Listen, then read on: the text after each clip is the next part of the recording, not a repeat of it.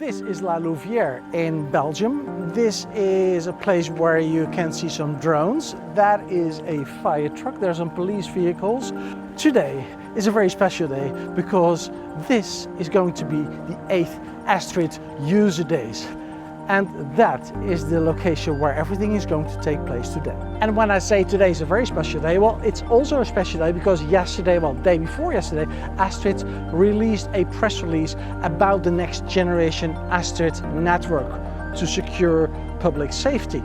And that network is going to be built on 5G, and openly, this is one of the first governments that talks about 5G for public safety communications. Inside this building we will hear all about that. So actually there is no time to waste. Let's go inside. In about half an hour the plenary session is going to start. Then everything takes off.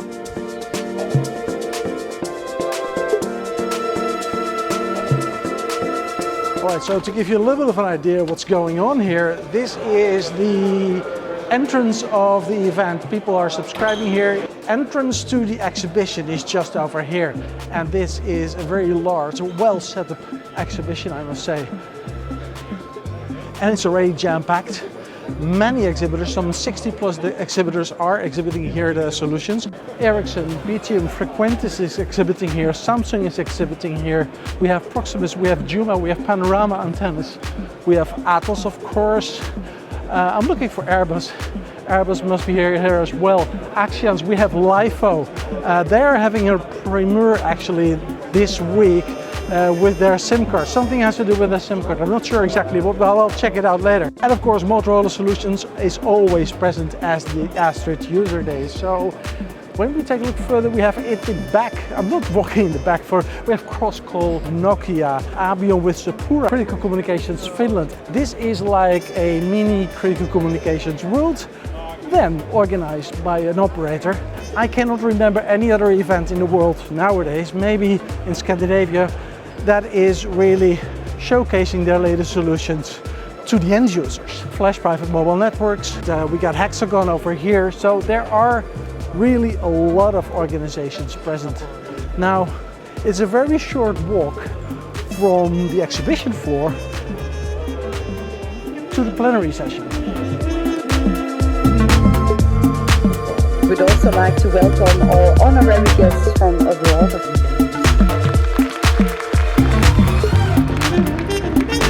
Disponibilité, fiabilité, sécurité et abordabilité.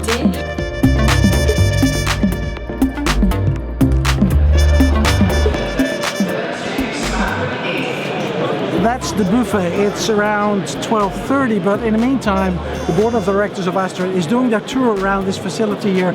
They're meeting some of these exhibitors, showcasing their latest solutions on critical communications. Right now, the whole team is over there. The whole board of directors is over there.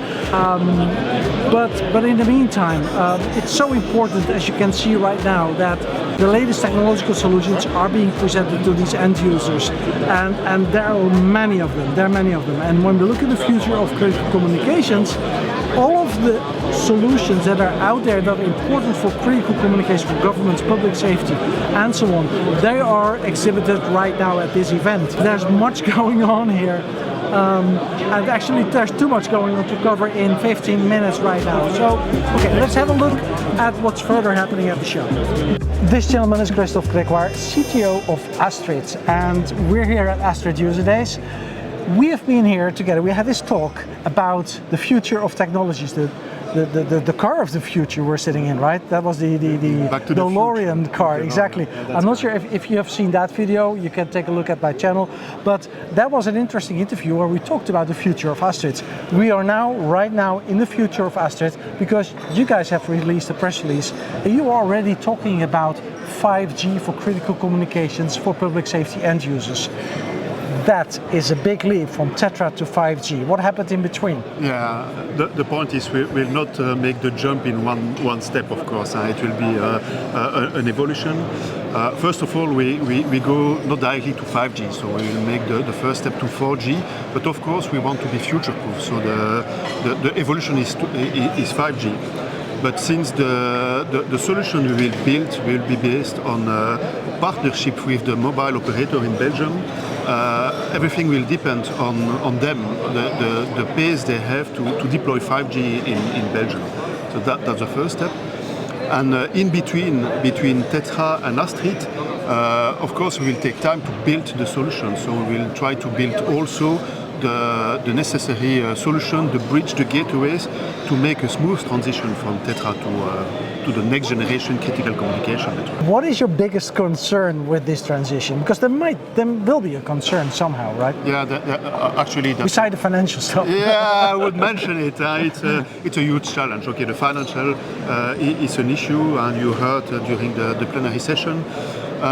The challenge we face is it's all about the knowledge people. It's all about the people. You know, maybe it's a slogan, but war for IT talent, it's a reality. So we need to, when we want to move from Tetra to 4G, 5G, we know Tetra, we have the competencies, we have the people who knows that very well. But 5G is a complete new world, and we need new competencies. We need to scale up our people, but we need to hire new people. And that's really a challenge, finding the right people, because everybody wants them. All right, so that was Christophe Gregoire. This is a concept car. I'm not sure exactly what that means, but that means probably that there is some tech involved in this car inside that this company has built. They're developing software, that's what I do know, and there is this gentleman who can explain to me exactly into detail what this is all about. Wow, this car is full of tech. That's what I can see. All right, Betty, so what do we have here? We can pilot our light bar, ELPR video systems through the infotainment, the original infotainment of the car.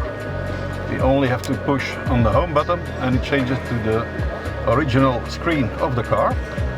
We push 3 seconds again. We go back and there we can pilot our light bar. So now the blue light is done. Alright, so you integrated actually public safety in the car, because this screen, that's an original screen? That's original. It's to avoid that there is a second screen for ELPR, what else, to avoid in case of an accident that it blows into the face. Yeah, but sometimes they have these screens over here, just around this area, yes, right? So for example. It's dangerous, and with this you don't need it. It's full integrated in the original screen of the car. We have video, etc. So you can really pilot. We have text. You can have some messages that we can choose, etc. Sky is the limit. All right, so let's leave that car behind and let's talk to somebody from Airbus Proximus, because I would like to know more about that 5G solution that Christophe Gregoire just talked about. This is the Airbus booth by Proximus, or Proximus by Airbus, and there are many people at this booth already, and it's just right now to find the right person that can talk to me about that new solution. So I'm not sure who's available here, so let's find that out. Found Harold and I found Philip, both from Airbus and Proximus, and well, you can see it on the shirts, right? The blue shirts is Airbus and the whites are Proximus. So Harold is going to talk about the Tetra part. Let's start first about the Tetra part, and Harold is going to talk about that. So Harold, so starting with Tetra, because we're now using Tetra, right? Exactly. So, okay, so basically what we will try to achieve here is to show in an easy way how to seamlessly integrate with the current data footprint that we have here in Belgium.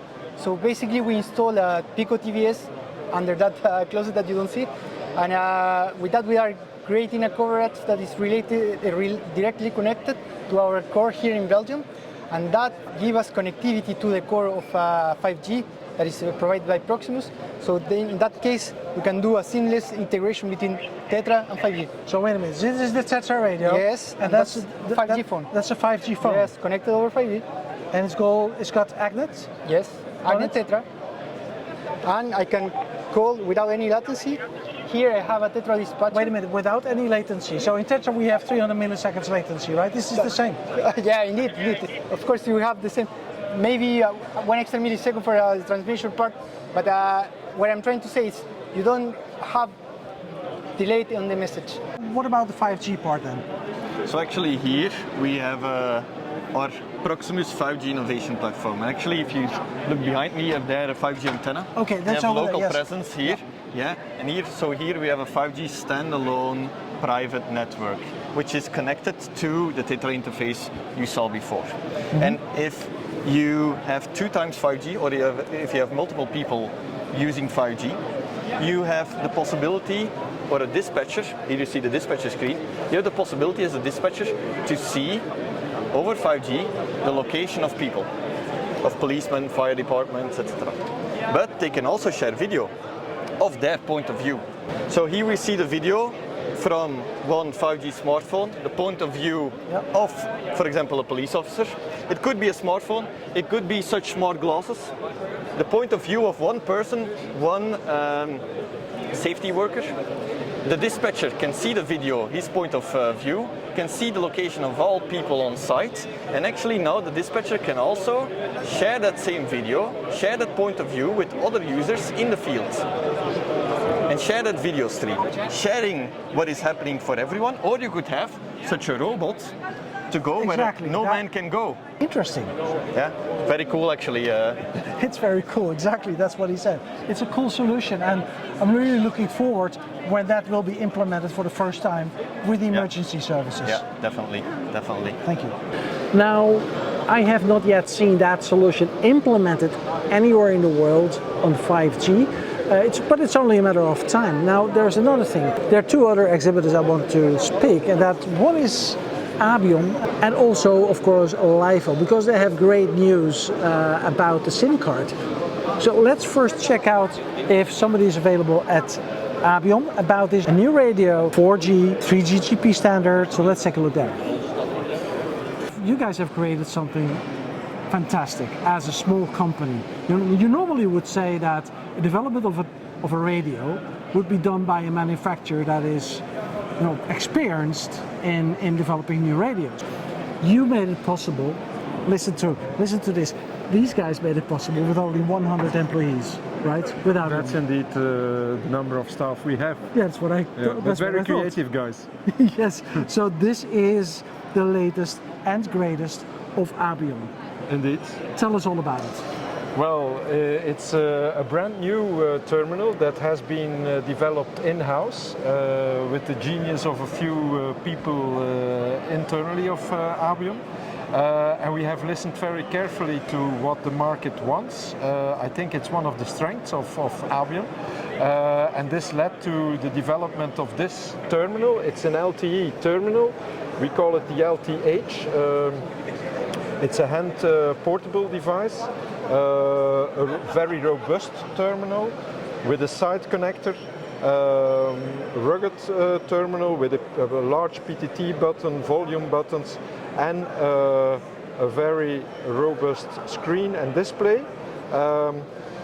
And we can bring it to the market with our in-house developed push-to-talk app. We call it Lifeline. So this is an entire platform. It comes together with a dispatcher that has been developed also, and that has been released during these ASTRID user days. Did you claim the domain name lifeline.com or no? Not yet. While Hans is talking to some new customers, I just sneaked out with this device over here. When we look at the design, when we look at well, specifically the design, but also the feel, it's pretty wide, the device. It's tall, it's smartphone size tall. It has a 13-pin connector. It has nice tactical buttons, nice click, and it feels good in the hand. Yes, it's heavy, but it needs to contain a good loudspeaker. It needs to be rugged, specifically for public safety. So that means that automatically a device like this gets a little bit heavier than a normal smartphone. But that's normal because officers are used to wear 2, 3, sometimes 4 communications devices. Replace those communications devices with just one device and you're good to go.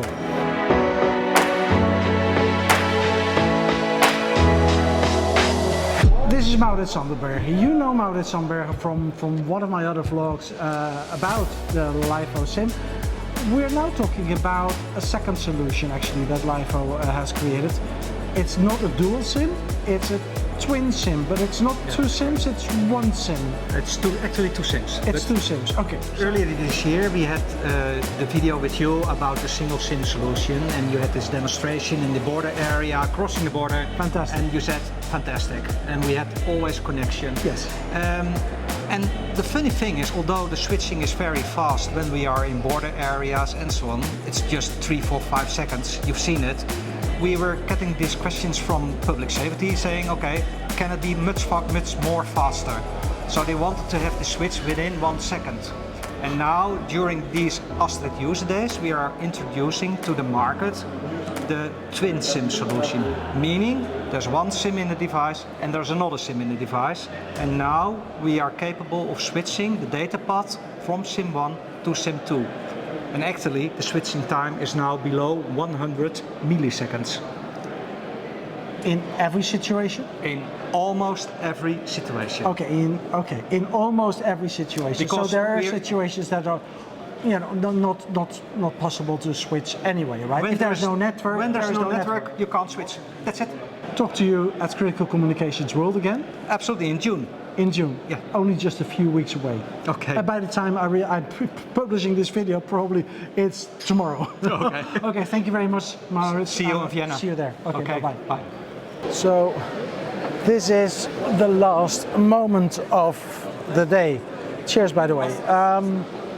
This was ASTRID User Days day number 1. Unfortunately, I will not be here tomorrow. I heard that even tomorrow it will be even busier at this event. But okay, it was busy already anyway, busy enough, and I couldn't cover all of the stuff that I wanted to cover. But basically the story is that this event is so important for the end users, so important for Belgium, so important for public safety in Belgium. And that is why this event is here. That is why the event is taking place every 2 years. Now, the last interview that I want to do is with Salvatore Vella. And Vella has been CEO of ASTRID since a few years, and this is his first ASTRID User Days. And I would like to pick his brain about his first ASTRID User Days and about his experience, about how he thinks this should continue. Mr. Vella, this is your first ASTRID End User Days. One question. How was it? How was day number 1? Oh, extremely interesting, because for me, as you said, it's my first time. It's the first time that I meet so many suppliers at once. In one go, yes. To see the whole ecosystem, to be able to speak with people where before this time just hear say, yes. Because through a contract I signed, now I can see the people, to speak to them, to see demonstration, and to see also the development for the future. Because it's important to understand not only the needs of the user, but what the industry brings to answer these needs. And so it was nice. And the feedback that you received from your end users, what was the feedback today? Most of the time I would say they are with open mouth. Really? Because actually end user, most of the time they are on the ground solving incidents and so on. And they see everything what's new, and that you can start the dialogue. When you show something innovative, they say, what do you think about? How can that change your life doing that? Oh, yeah. But it's not that they anticipate everything they see. So what's the strength of being here? You can show things and let them react. And to say, okay, what do you think about? And it's important because they use the devices on their day-to-day job. They never think about the whole ecosystem behind it. I look forward speaking to you in 2 years again at this show, somewhere at another location, and in a Flemish location, I understood. Yeah, right? certainly. That's the tradition. Yeah. And in the meantime, we drink a beer and we say goodbye to each other and wish you all of the success of your implementation of the 5G and the whole process towards that and the transition from narrowband to broadband. Yeah, within 2 years normally we should have already at least a pilot. Exactly. To All show. right. Let's drink on that one. Thank you so much. Okay, cheers. Cheers. One thing is for sure, with 2 product introductions at ASTRID User Days, a lot of end users at this show being really flabbergasted about what's possible on critical communications. A board at ASTRID that is really excited about the next step on 5G. I think that this event already on day 1 can be seen as a very good success. Some of the exhibitors I will see back at Critical Communications World. And for now, I think I'll give it a go and see you in the next ASTRID User Days.